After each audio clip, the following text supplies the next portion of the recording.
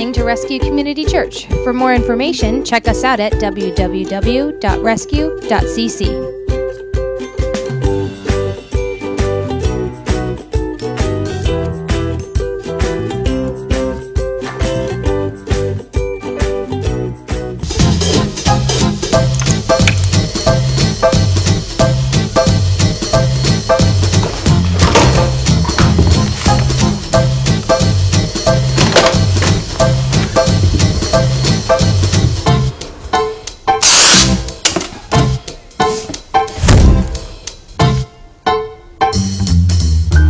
This Make Room series where we've had some connect groups along with it. If connect groups are our way for you to get connected. That's why they're called that. So we really want you to get connected. We're wrapping those up this week as well. If you've never been a part of a life group, I know Amy and Travis are going to be excited for me to tell you, come to theirs today because they're having a Thanksgiving meal. So they already have like 20 people coming. So let's make it 30 or 40.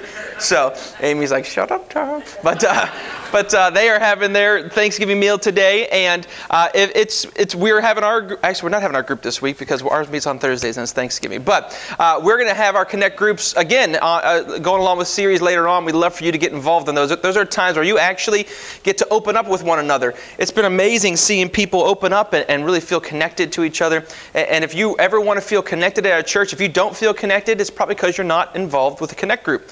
And you should be really involved in that, and it's really beneficial for you.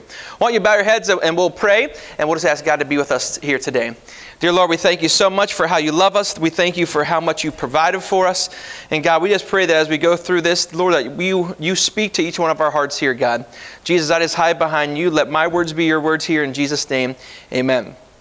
Amen. Well, we also have, if you have the Bible app on your phone or your iPad, you can go on there. If you've never downloaded it, you should download it. It's really great. And if you go on there, you can hit live events, and you should see Rescue Community Church. And if you don't, you start typing Rescue in, and you'll see Rescue, Make Room for a Purpose. That's our title of our message today, Make Room for a Purpose. We've been talking about how we have to make room in everything that we do, how our lives are hectic. Anyone think that your life is hectic? I know that my life is absolutely hectic. I went on Thursday, we did the good parenting thing. We were planning to take our kids out of school on Friday to take them to Pittsburgh to see our family. And we did the really responsible thing. We said, you don't have to go Thursday. We'll just leave earlier Thursday. And we went a little bit earlier, and we went out to Pittsburgh. We got home late, and because it's hard to walk away from family, and we're just always feel like we're rushing and rushing and rushing. We're rushing to get here, rushing to do things. We have to make room for God in our lives. And one thing that we had said, kind of our tagline throughout the whole message, is you can't make God move. Unfortunately, you can't make God move, but you can make room for God to move in your life. We have to give God opportunities to move in our life. I have a question for you. How many people, raise your hand, if you've ever had a chance encounter that's changed the course of your life forever? Did you ever meet someone, or you had an opportunity and you had this chance encounter and it changed the course of your life forever? Well, sometimes these chance opportunities can be good or bad. I've had several chance encounters with traffic officers that weren't beneficial to me as well. So, lately I've had several chance parking encounters, and I've gotten out of them though. So I got out of 2 tickets in LA and 1 in Philly. So if you get a parking ticket, take pictures and fight it. So anyway, so I had a couple chance encounters there. I had another bad chance encounter. I had a bad chance encounter. When I was 15, I went to this camp up in Somerset, Pennsylvania. It's called Deer Valley. It was with Indian guides, which was kind of like Royal Rangers, that type of thing. And we went there as a father-son thing, and then we went there as a family camp. And when we went up there was probably 100 teenagers involved there. I loved it. It was one of my favorite experiences. We learned, I got my sailing license there.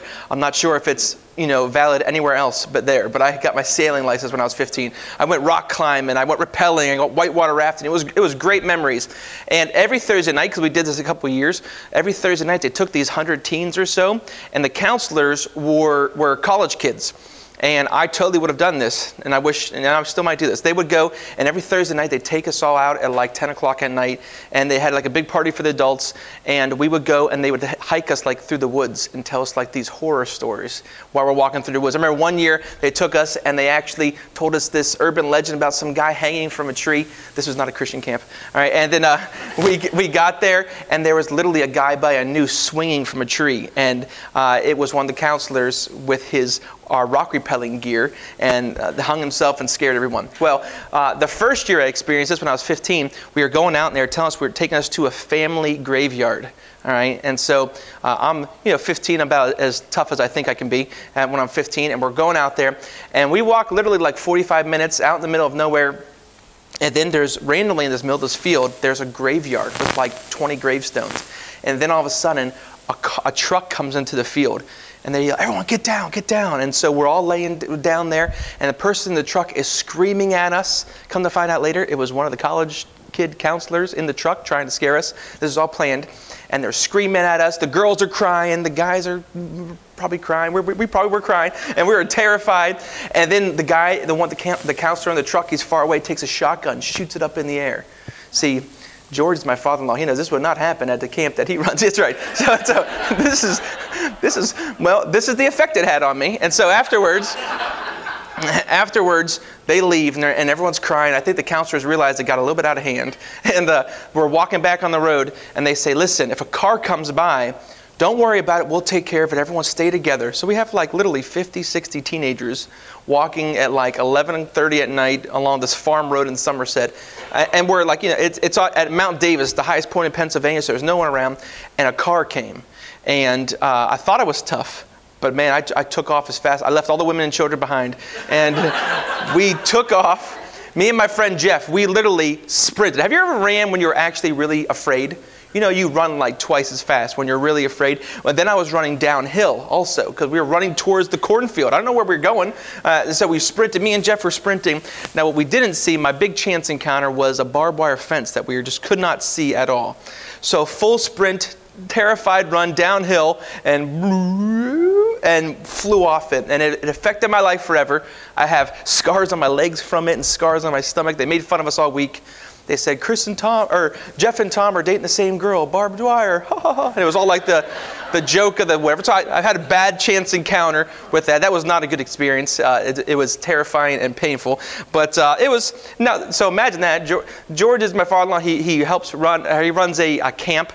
Imagine that call to those parents. So I walk bloody from my stomach and I'm like, hey, they played a prank. But that was back in the day where everyone didn't care. They're like, rub some dirt on it. You'll be fine. And so we were fine. Yeah, they were right. Nothing happened to us. No tetanus that I know of after that, so I was pretty good.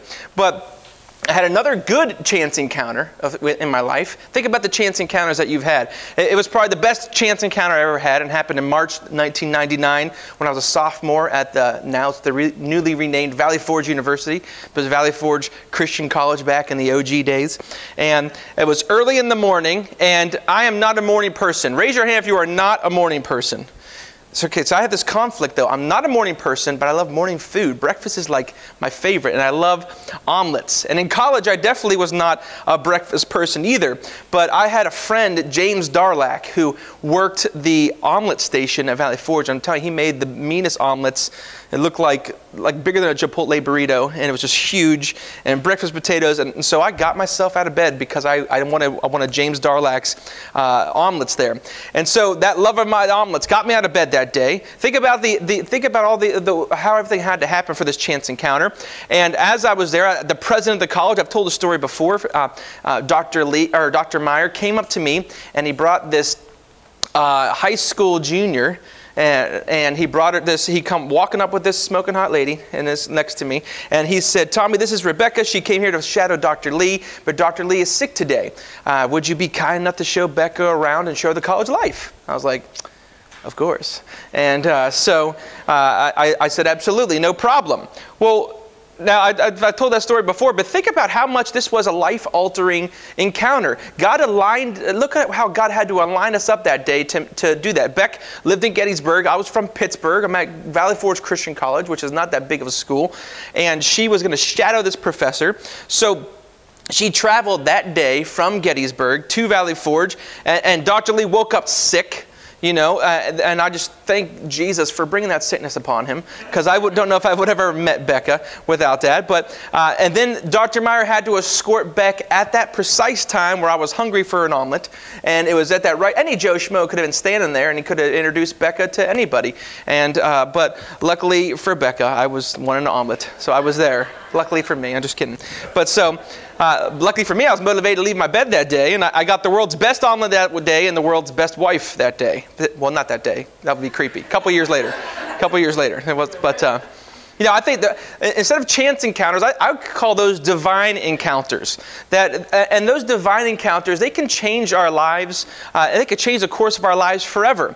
And sometimes they might just give us the encouragement that we need for the day. Maybe there's someone who, I still remember a chance encounter. I was at I think it was a March for Jesus when I was in Pittsburgh when I was 17. I was freshly saved, and I was there. Actually, I was 18, and just some random guy in like a sea of thousands of people, he turned around to me. At that point, I was going to be a physical therapist, and I was going to Duquesne, and he turned around to me, and he just randomly said, "You're going to be a great youth pastor someday." And I was like, all right. Creepy old man with a weird hat, but it was, but God, that was a divine encounter. I was like, wow, God, spoke to me through this guy saying, I'm going to be a great youth pastor someday, which if you don't know, I was a youth pastor for 7 years. So that was what I did out of college there. So, maybe it's sometime where you're feeling down and someone just says, hey, that's a really nice haircut, looks good, and you feel better. Or maybe you're at a time where you really need finances, you're hurting for money, and someone blesses you with the gift. I know one time Beck and I, when we were first married, we were in Gettysburg, and we were at this restaurant called The Pub, which was it's an awesome place. And we were eating there, and we didn't have much money at all. I mean, I wasn't getting paid as a youth pastor, and there was a couple there, and come to find out they were from California, and we paid for their meal because we felt like God said, I want you to pay for their meal. And it wasn't that much, it was just a couple. And then literally like 2 months later, they asked for our address to send us a thank you note. Like 2 months later, whenever we were really hurting for money, we got a card in the mail for like $100 from these people saying thank you. And it was right at the right time, at that time where like, man, that was a divine moment, because I realized that God sees that we need that. And so, I think it's really important for us to realize about these divine encounters. I think a lot of us struggle with finances. As a church, we don't have a surplus of finances. We're a week-to-week church. We don't know some weeks if we're going to make our bills, and some weeks we don't make our bills. And this last couple of weeks has been kind of stressful like that.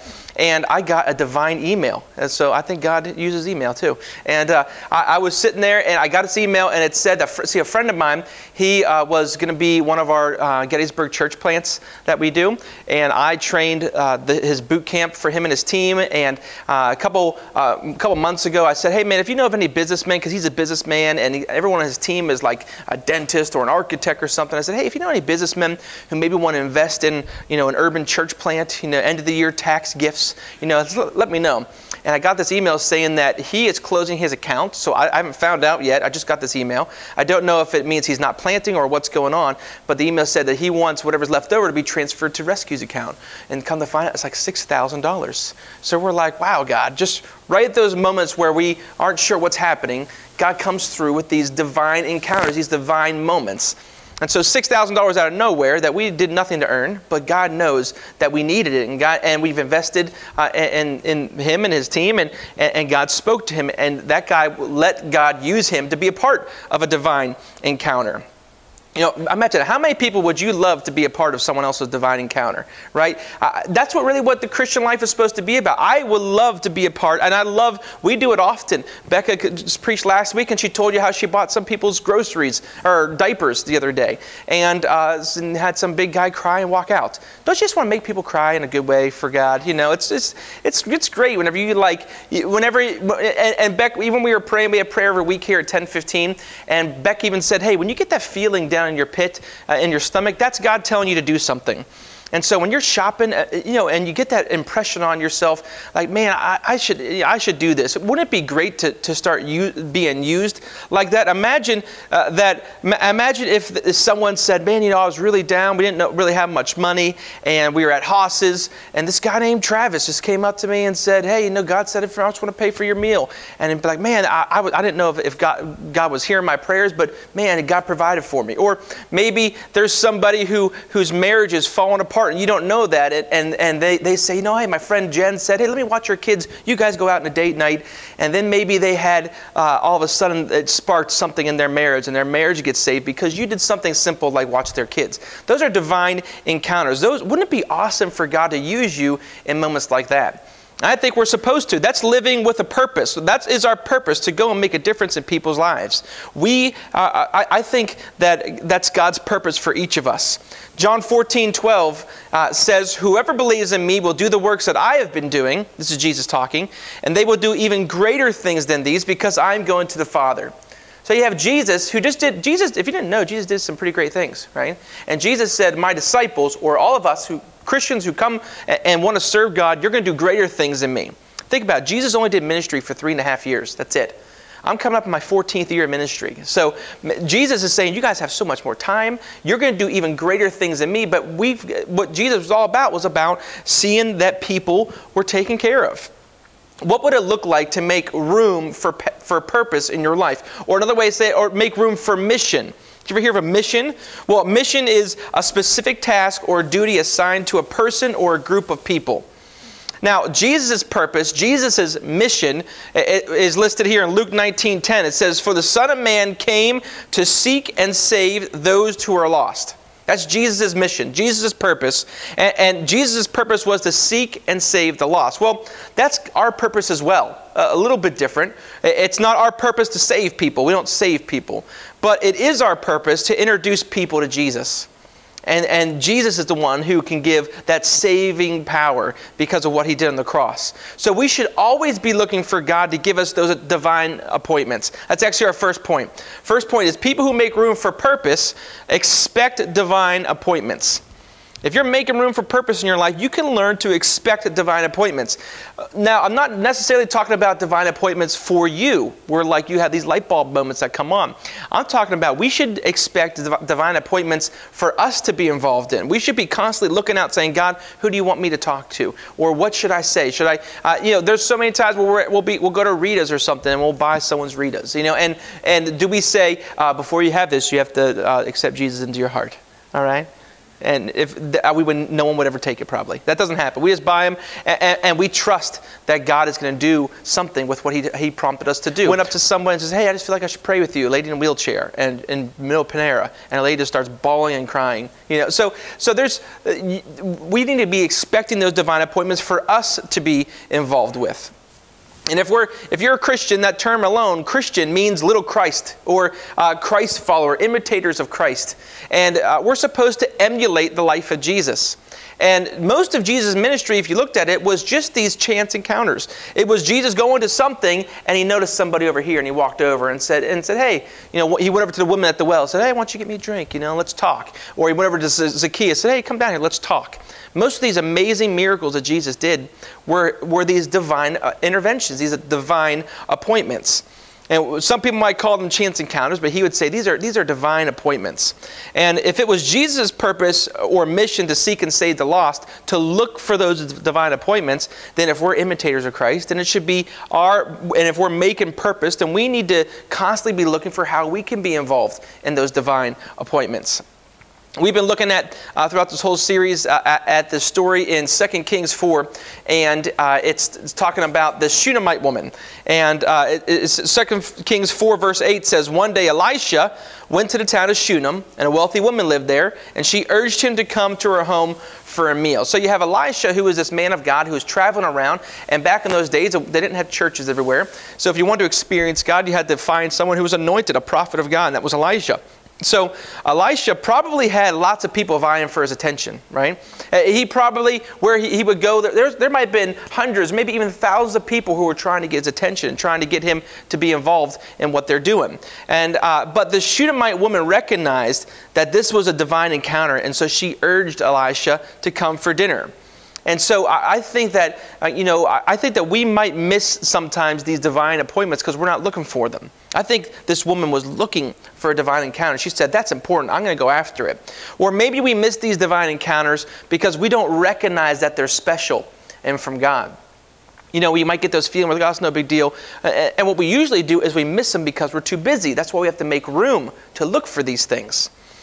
So if you look at the story of the Elisha and the Shunammite woman, just a quick recap that we've been talking about. Basically, she sees Elisha and knows that she wants to be around him because he's got the presence of God. She's married. She's a wealthy landowner. And she goes and she says, come have a meal with us. And so she eats.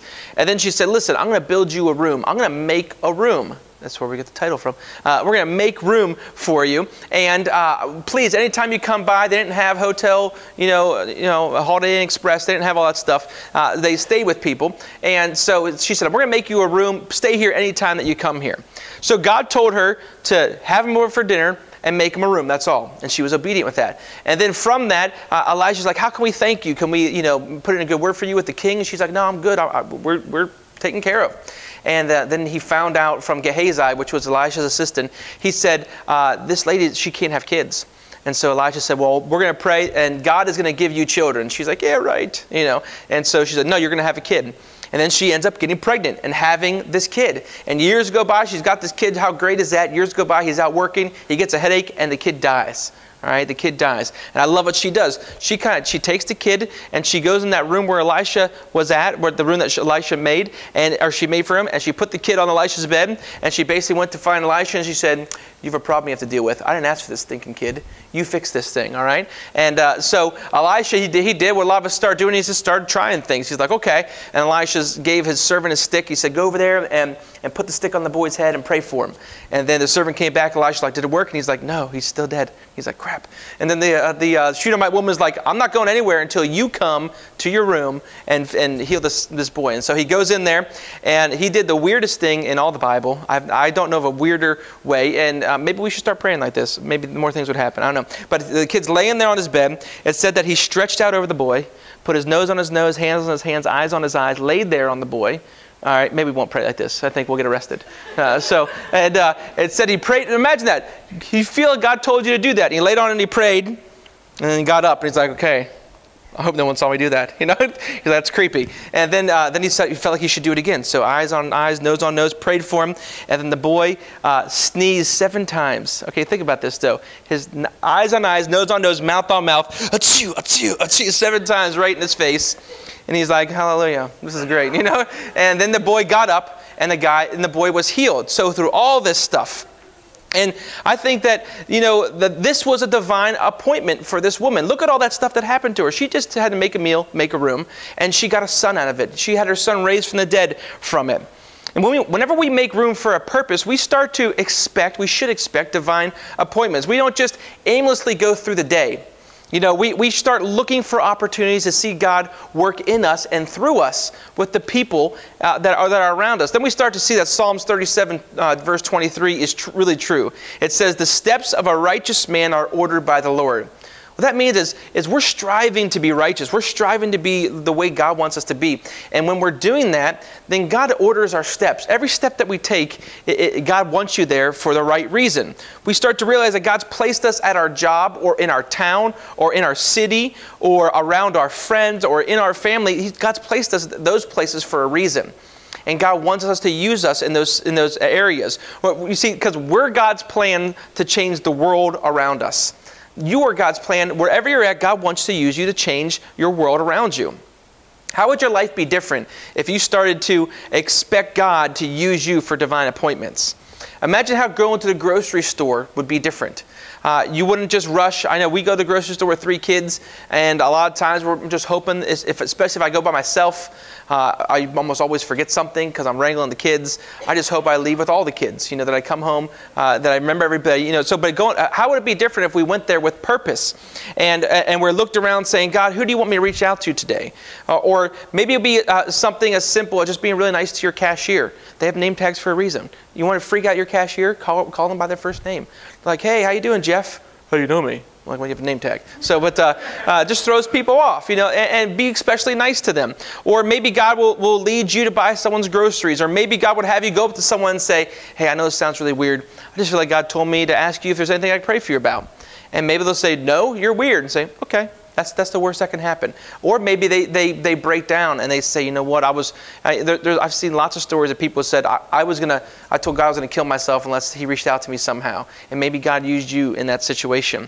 Or how would it be different going to work if we went there thinking work was a divine appointment? How we wouldn't go out there maybe so short-tempered sometimes with our coworkers. Or think about this, Thanksgiving is coming up. How would we go through our Thanksgiving meal with all your drunk uncles and everyone in your family? How would we go through that meal thinking, all right, God has me here and my family for a purpose. It's not just to eat food and fall asleep on the couch. That's not the real reason. And so how would your life be different if you actually started to live with a little bit more purpose? God wants you there to speak into the life of your family. Maybe we need a reminder of it sometimes. My wedding ring, if you have a wedding ring, your wedding ring doesn't make you married, right? Your wedding ring is just a reminder that you're married. Your wedding ring is a symbol to everyone saying, hey, I'm taken, back off, and I'm married. It's just a reminder of you're married. Maybe we need a reminder somehow to help us remember that we have a purpose. Maybe it's taking a sticky note and writing, I have a purpose, or expect divine encounters. And we need to put them on our dashboard or our mirror or somewhere. And we need to pray and ask God to show us when these divine encounters are happening. And we need to seize these opportunities. Remember, you're on a mission. You have a purpose. And so, first is we expect divine encounters. The second thing is people who make room for purpose respond in faith. Respond in faith. See, this Shunammite woman's divine encounter started with an idea. She said, I think I should invite this guy for a meal. And then maybe I should build him a room. It started with an idea. But it wasn't the idea that she had that led to this divine encounter with God. That's not why, because of her idea, that wasn't the reason why we're still telling her story today. It's because she took action on the idea. I think this comes down to every Christian's life. And probably most of us don't take action enough. We know the right things to do, but we don't do the right things.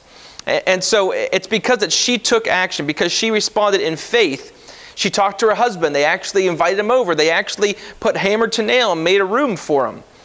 People who make room for purpose respond to God's promptings with faith. They say, okay, God, I'm going to do something about it. When we die, God does not say, hey, you had a couple good ideas. Good job, buddy. That's not what happens. God says, well done, my good and faithful servant. You have to do stuff for God. There's this kind of confusion among, I think, the American church that God, everything is free. We don't have to do anything. It comes down, the only thing free with God is salvation. We don't do anything to earn salvation. We don't have to be, a certain amount of good or do a certain amount of things. But after that, the Bible does, I think that we can lose our salvation by rejecting God in our daily decisions. And we say, God, I don't want you. There's this thought that we can just kind of go about and do whatever we want, and we still expect God to bless our lives. But we actually have to be obedient to God. We have to live the way that God wants us to live. And so that's what this lady did. She got these ideas and she said, you know what, we're going to do something for God. See, because lives don't get changed by good ideas. Lives get changed when people put God ideas into action. You have to actually put some things into action. And I don't know about you, but I want God to use me to change the lives of the people around me, the lives that I encounter. And if you want that, then we've got to put our faith into action. James 1:22. If you want to learn how to live a Christian life, just read the book of James. It's great. James 1:22 says, do not merely listen to the word and so deceive yourselves. Do what it says.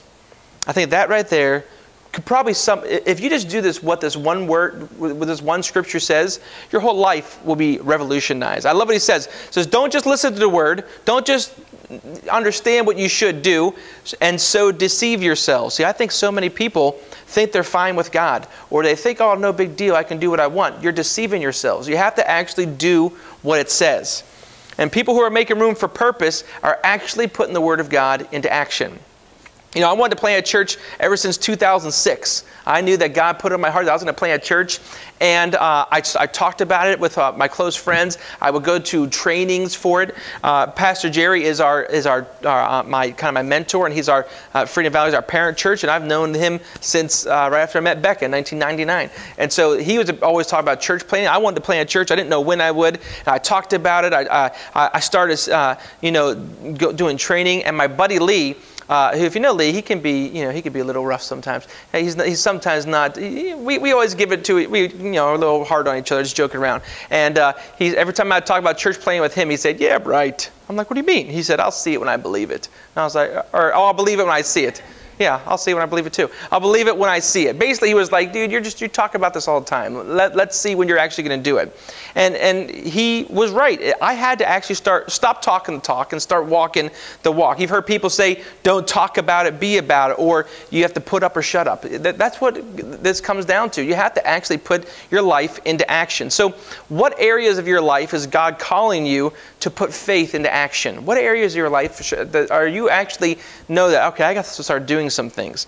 Because we have to really be doers of the word and not just hearers of the word, other scripture says. Because faith, it requires action. And that leads us to our last point here, is that people who make room for purpose experience God's provision.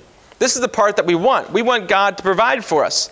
And this is really the best part of the story. The rest of the story was pretty cool, but this is the best part of the story. When this Shunammite woman's story began, she was a wealthy landowner. She went through all this stuff. Elisha even tried to see, how can I bless you for what you've done? She said, "I'm fine. Don't worry about it." And it says here in 2 Kings 8, verse 1-6, it says, "Now Elisha said to the woman whose son he had restored to life, 'Go away with your family and stay for a while wherever you can, because the Lord has decreed a famine in the land that will last for 7 years.'" So it's kind of like the first step of God's provision. It's kind of like an inside trader secret with the stock market. He's basically saying, "Hey, listen, the stock market's going to crash. Get out while you can." So she had all this land, and he said, "Listen, you got to get out of here." And so it says right here, the woman proceeded to do as the man of God said. She and her family went away and stayed in the land of the Philistines for 7 years. At the end of the 7 years, she came back to the land of the Philistines and went to appeal to the king for her house and her land. So I don't know what happened. I mean, she was gone for 7 years. She was a wealthy lady. Maybe I'm guessing she had lots of land, a big house. Maybe someone just came along and said, "This has been empty for a while. I'm taking it." And maybe she came up and they were farming her land. And so she went to the king to plead for her land. It said the king was talking to Gehazi. Remember him? He was Elisha's assistant, and the servant of the man of God, and said, "Tell me all about the great things that Elisha has done." So the king says, "Hey, Gehazi, tell me about this guy Elijah. What's some things that he's done?" And I think Gehazi probably something like, "Oh man, you should have seen it. There was one time there was this town that their water source was bad and people were getting sick and dying. And Elijah said, 'Give me a bowl of water.' And he threw some salt in there, prayed over it, and it healed. Like all the water healed." And he said, "Then there's this one time, it was crazy. We were walking along, and Elisha, it was a little thin on top, and there was this group of boys who came over, and they were making fun of him. Like, aha, they started calling him old baldy. They were making fun of him. And Elisha turned around and cursed the group of boys. And then I swear to you, king, 2 bears came out and mauled and killed 42 boys. It was crazy. And then there was this one time there was a Shunammite woman. I don't even remember her name, but she was a Shunammite woman, and she didn't have a kid. And Elijah said, 'You're going to have a baby.' And then she had a baby. It was incredible. And then this kid actually died. And Elisha then went and prayed for him. It was the weirdest thing ever. I thought I was going to have to call the police on him. He was laying on this boy, and he ended up healing this boy, and this boy got healed. And then as Gehazi is telling him that, it says that the Shunammite woman was coming in just as he was telling them. So Gehazi is like, "King, actually, there's that lady right there. There's the Shunammite woman. That lady I was telling you about. There she is. She's here with her son." And it goes on to say, just as Gehazi was telling the king how Elisha had restored the dead to life, the woman whose son Elijah had brought back to life came to appeal to the king for her house and land. Listen, it was not just an accidental coincidence that she walked in right when Gehazi was talking about her. This was one of those divine encounters, these divine appointments. She could have stumbled along the way. She could have stopped to eat. She could have rested. She could have came at any time that there was. But God made it so she came in right as Gehazi told all these great stories. So the king was excited, like, "Oh my gosh, you're here." And said, the king asked the woman all about it, and she told him what happened. Then he assigned an official to her case and said to him, "Give back everything that belonged to her, including all the income from her land from the day she left the country until now." Look at that. So So all she had to do, she recognized a divine appointment. She responded in faith by just having the guy over for a meal and making him a room. Then she got a son out of it. Her son died. She got her son raised back from the dead. She got protected from a famine, moved away, came back, got all her land back and all of her earnings back like nothing ever happened. God provided for her in amazing ways. It wasn't a coincidence.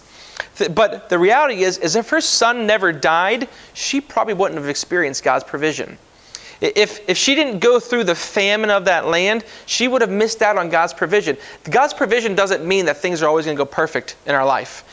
Not in the way that we see it. There could be things that happen all throughout your life, and maybe you feel beaten down in every little situation that you're in, and then one day you say, you know what, now I see why I had to go through all that. Because the reality is that sometimes you have to go through famine to experience a breakthrough.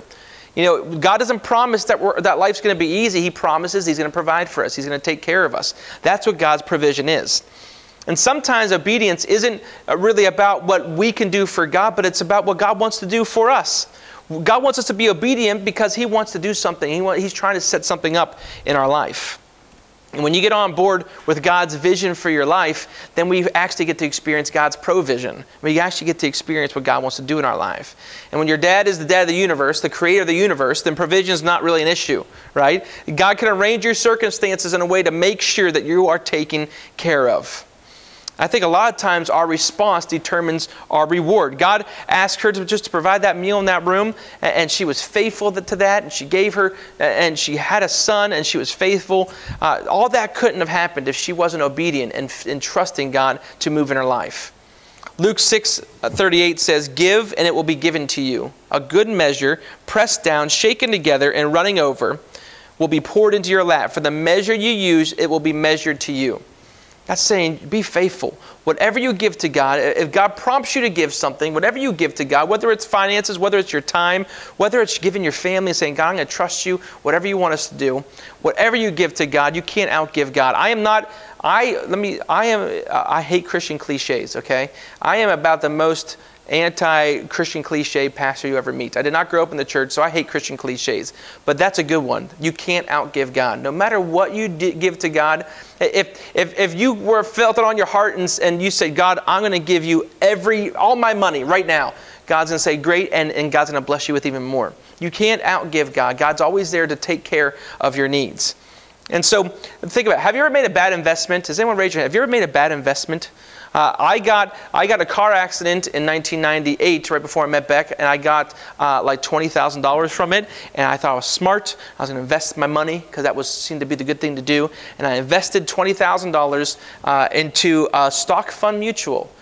Literally, the next month is when all the stock market or all the tech funds crashed.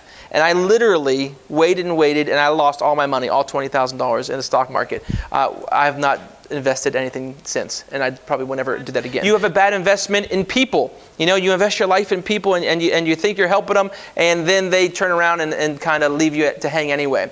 Maybe it's you have a bad investment in time, like you're stuck watching some terrible chick flick. You know, that's an hour and a half of my life, I won't get back. It's a bad investment in time, whatever. But we have bad investments, but there's no bad investments when it comes to God. There's no bad investments in God's economy. If we invest our time and our resources and our lives to where God's leading us, then we will never regret it because God promises to take care of us when we trust Him. But we have to, whenever we expect divine encounters, when we're looking for them, when we actually are obedient in faith and we actually do them, that's when we can actually experience the provision of God. God will always take care of every single one of our needs. And so let's just bow our heads as we get ready to close here. Just want to ask you, how many of you would say, with every head bowed, every eye closed, you'd say, I need God's provision in my life. I need you to provide for me, Lord.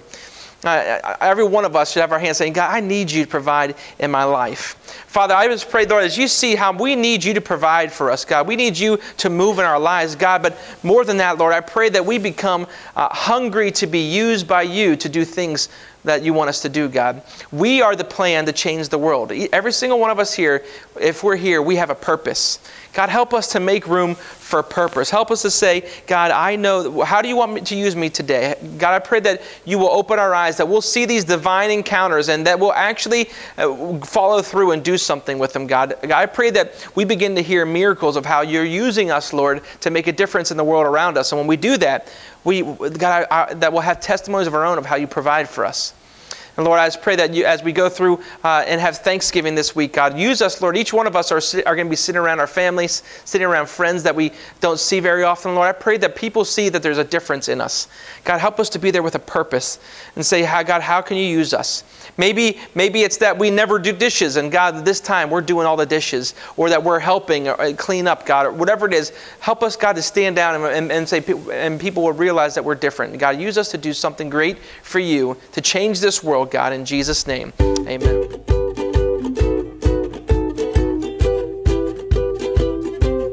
You are listening to Rescue Community Church. For more information, check us out at www.rescue.cc.